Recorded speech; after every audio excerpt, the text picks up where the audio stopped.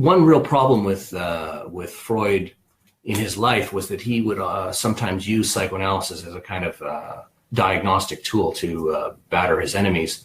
So he wrote famous, his one embarrassing work that I talk about is Moses of Monotheism, but his other great embarrassing work is his co-authored work with William Bullitt on Woodrow Wilson. It's really a pathography of Woodrow Wilson.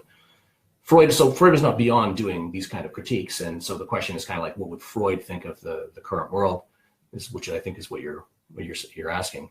I mean, and I think when we're talking about the current world, maybe we're talking in some ways about, you know, the rise of populism, maybe the rise of somebody like Donald Trump.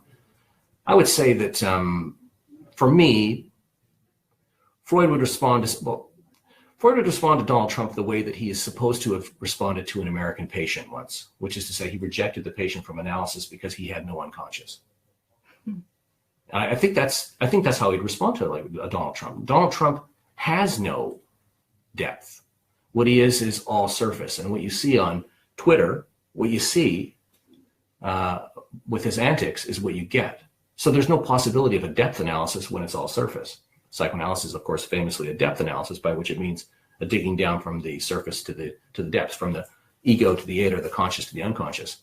You have a guy here who pretty much lives his id, out loud for everybody to hear, which is why he's a dangerous person to people.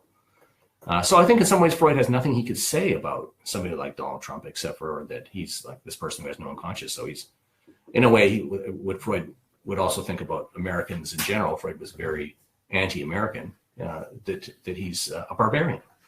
There's nothing to say about the barbarians. But as far as the rise of populism, I think the hint we can take, well, there's many things you could say, but one hint that I would take is from his book, The Future of Evolution. He has what I call an alternate theory of revolution. And the alternate theory of revolution is simply this. Revolution doesn't happen because the way Marx says it happens, the oppressed working class. How it happens is that the masses no longer are capable of identifying with the ruling class. And this is because the ruling class